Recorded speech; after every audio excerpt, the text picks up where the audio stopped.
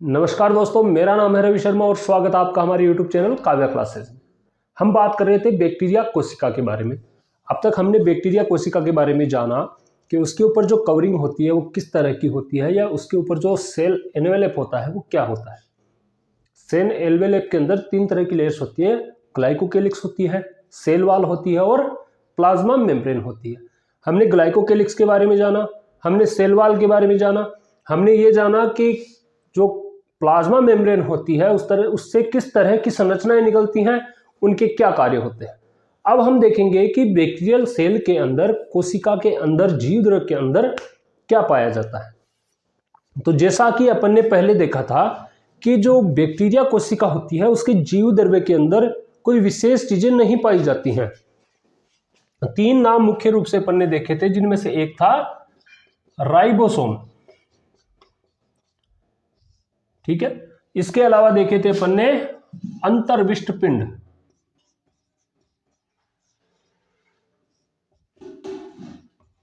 ठीक है, और इसके अलावा देखा था अपन ने डीएनए। तो आज हम इन तीनों के बारे में चर्चा करेंगे।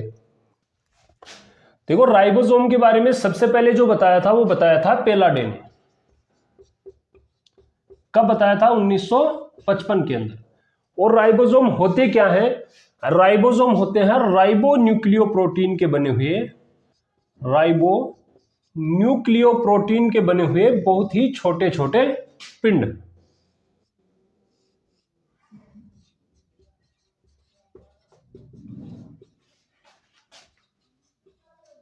और जिनकी संरचना कैसी होती है? घुंडी के समान होती है।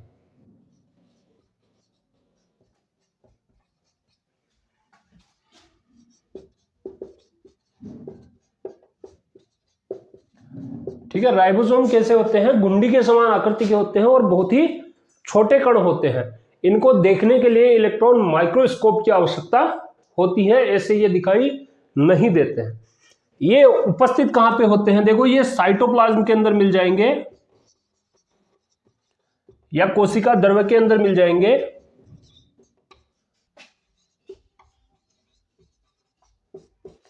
इसके अलावा ये कहां पे मिलते हैं?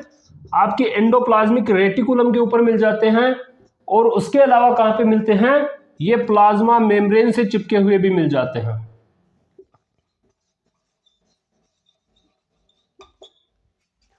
ईआर या प्लाज्मा मेम्ब्रेन के ऊपर चिपके हुए। जैसा कि आपने पढ़ा होगा, ईआर दो तरह की होती है। एंडोप्लाज्मिक रेटिकुलम या अंतःप्रद्रवी जालिका जो है वो दो तरह की होती है, स्मूथ एंडोप्लाज्मिक रेटिकुलम और रफ एंडोप्लाज्मिक रेटिकुलम। जो रफ एंडोप्लाज्मिक रेटिकुलम होती है उसके ऊपर राइबोसोम पाए जाते हैं, इसी वजह से उसे रफ एंडोप्लाज्मिक रेटिकुलम कहते हैं। अगर इनके व्यास की बात करें तो इनका व्यास लगभग 150 एंगस्ट्रॉम से लेके 250 एंगस्ट्रॉम तक होता है। मतलब ये बहुत ही छोटे कण होते हैं। राइबोसोम जो है वो बैक्टीरियल सेल में और यूकेरियोटिक सेल्स के अंदर अलग अलग टाइप के होते हैं। तो जो बैक्टीरियल सेल है उसके अंदर 70S टाइप के राइबोसोम पाए जाते हैं। वहीं अगर बात करें यूकारियोटिक सेल्स की,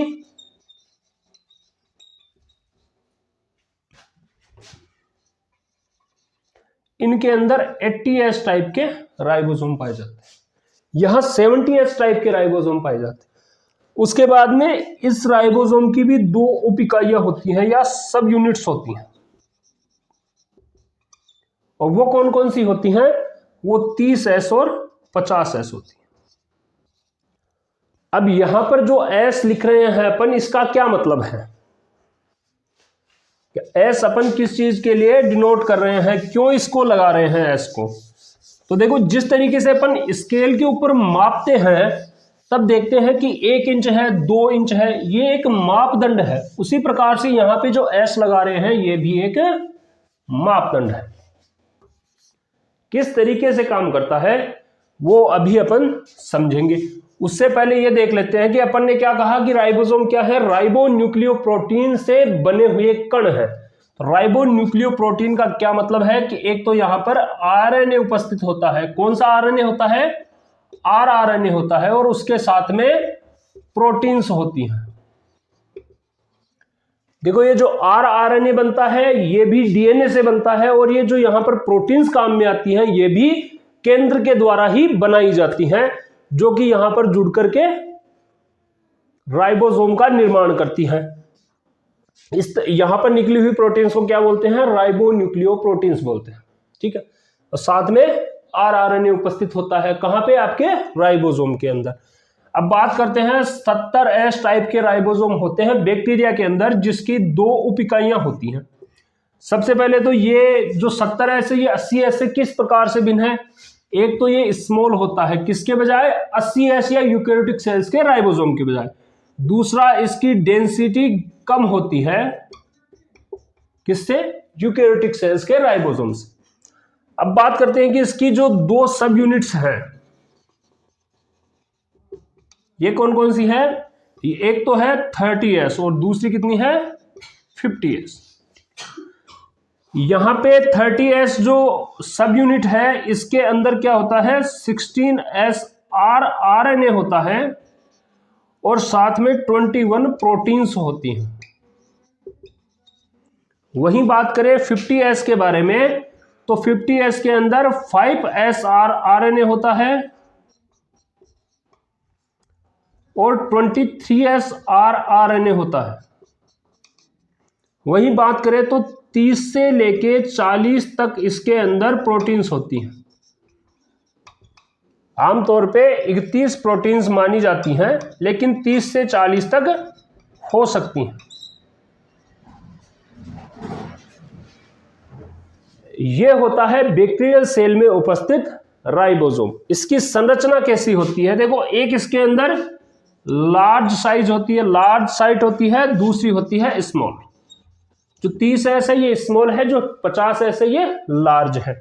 तो देखो कुछ इस तरीके से इसकी संरचना बनी हुई होती है।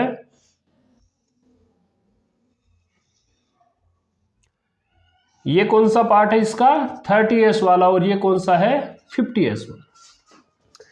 यहां tRNA होते हैं, rRNA होते हैं, और उनके द्वारा प्रोटीन का निर्माण किया जाता है। राइबोसोम का एकमात्र कार्य है वो है प्रोटीन का निर्माण करना। तो यहां पर ये कैसे प्रोटीन का निर्माण करता है? तो देखो यहां इसके पास में 3 साइट्स होती हैं, जिन्हें क्या कहते हैं? ए साइट, पी साइट और ई साइट।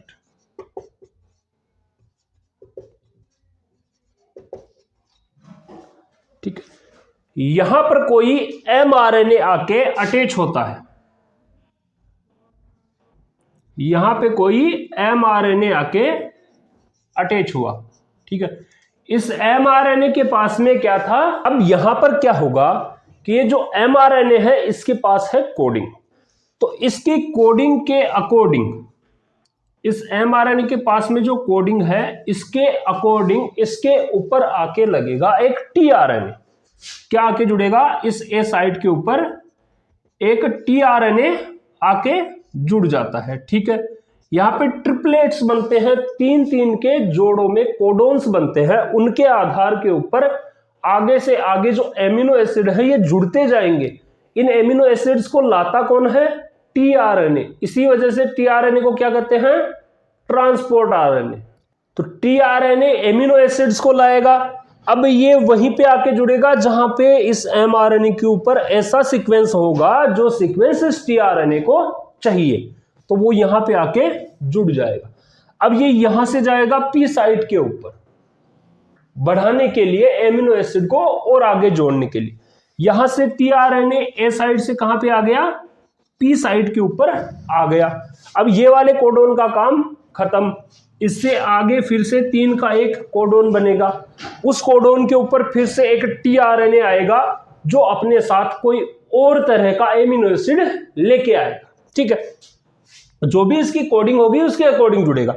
अब ये नया tRNA आया है, यहां पर एक पी साइड के ऊपर पहले से है जिसके पास में क्या है? एक एमिनो एसिड है। ए साइड के ऊपर नया आया, उसके पास में भी क्या है? एक एमिनो एसिड उपस्थित है। अब ये पी साइट वाला क्या करेगा? ये एमिनो एसिड इसको देगा। इस ए साइट वाले के पास में क्या हो जाएंगे? अब 2 एमिनो एसिड की चेन हो गई। और ये पी साइट वाला टीआरएनए ई साइट पे आ जाएगा। ई साइट का मतलब क्या है? एग्जिट कर जाना। तो ये वाला टीआरएनए यहां से निकल गया, जो नया आया था उसके ऊपर 2 एमिनो एसिड आ गए। अब ये वाला जो ए के ऊपर उपस्थित टीआरएनए है ये कहां चला जाएगा? पी के ऊपर चला जाएगा, ए पे फिर से नया आ जाएगा और ऐसे करते करते एमिनो एसिड्स की चेन बनती जाएगी और एमिनो एसिड की चेन को ही क्या कहते हैं? प्रोटीन कहते हैं। हो गई राइबोसोम की संरचना, उसका कार्य, किस तरीके से ये कार्य करता है। और प्रोटीन का निर्माण करने की वजह से इसे क्या कहते हैं? इसे प्रोटीन फैक्ट्री कहते हैं।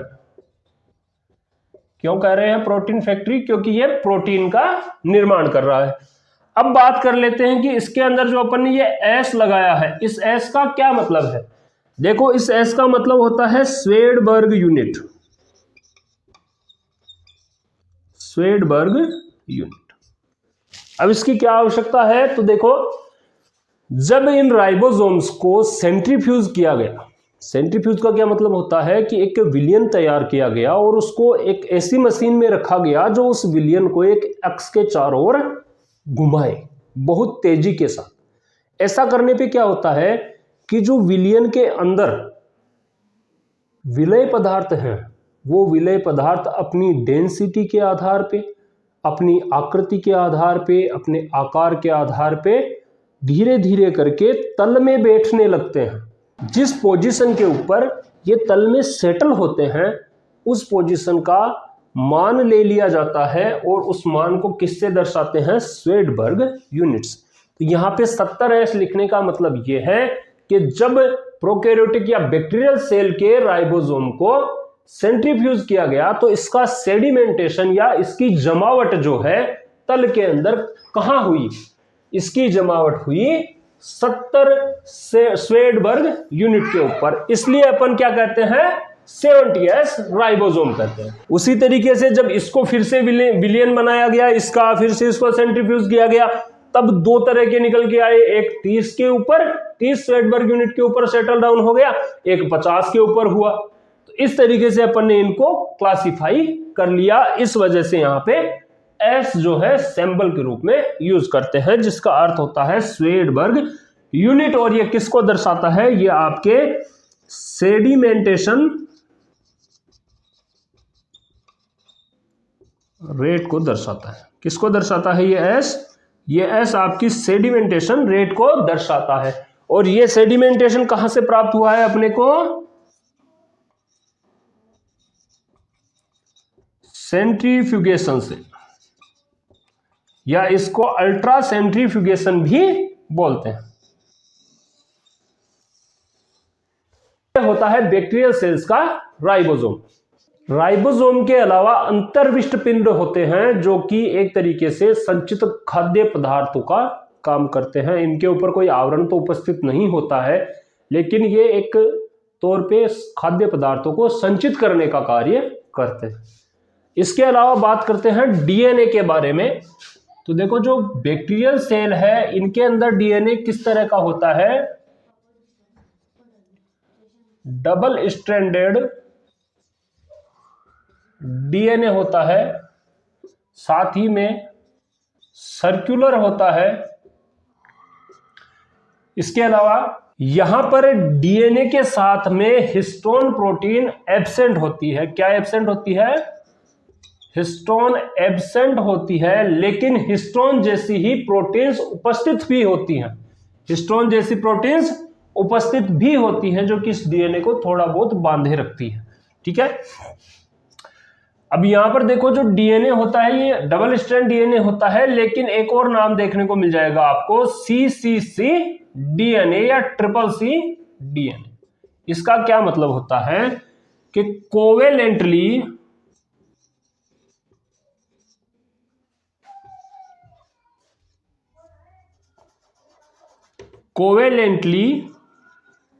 Closed circular DNA. ये डीएनए भी यही वाला डीएनए है जो कोवेलेंट बॉन्ड से बंधा हुआ बहुत क्लोज होता है और सर्कुलर होता है। अब आमतौर पे सर्कुलर डीएनए पाया जाता है बैक्टीरियल सेल्स के अंदर, लेकिन लीनियर डीएनए भी उपस्थित होता है कुछ बैक्टीरियाज के अंदर। कौन से के अंदर?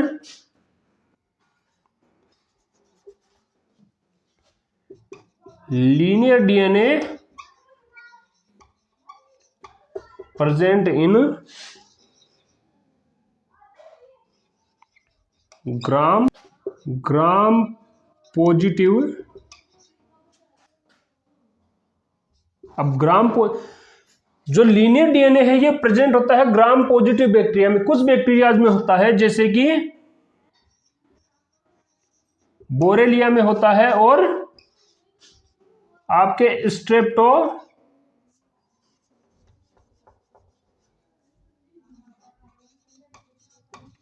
स्ट्रेप्टोमाइसीस के अंदर भी होता है। किस तरह का डीएनए होता है? लीनियर डीएनए होता है। जैसे लीनियर डीएनए पाया जा रहा है ग्राम पॉजिटिव बैक्टीरिया के अंदर, दो का अपन ने यहां पे एग्जांपल दिया, उसी तरीके से सर्कुलर डीएनए भी पाया जाता है यूकेरियोट्स के अंदर। कहां पे पाया जाता है? माइटोकॉन्ड्रिया और हरित लवक के अंदर। वहीं जो 70S टाइप के राइबोसोम होते हैं वो प्रोकैरियोटिक कोशिकाओं की पहचान है, लेकिन यूकेरियोटिक सेल्स के माइटोकॉन्ड्रिया और हरित लवक के अंदर 70S टाइप के राइबोसोम प्रेजेंट होते हैं। तो डीएनए का जो ट्रांसपोर्ट होता है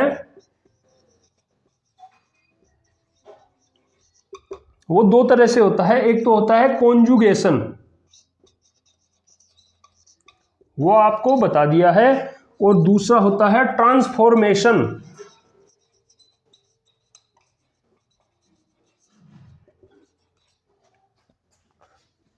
जहां पे कॉन्जुगेशन होता है वहां पर कॉन्जुगेशन जो है वो परमिट करता है एक बैक्टीरियल सेल से दूसरी बैक्टीरियल सेल के अंदर डीएनए को भेजने के लिए। वहीं जो ट्रांसफॉर्मेशन है वहां पर एनवायरमेंटल फैक्टर्स का प्रभाव आपको देखने को मिल जाएगा। अगर आप लोगों को वीडियो अच्छा लगा हो तो वीडियो को लाइक करें, चैनल को सब्सक्राइब करें और वीडियो को ज्यादा से ज्यादा शेयर करें। धन्यवाद।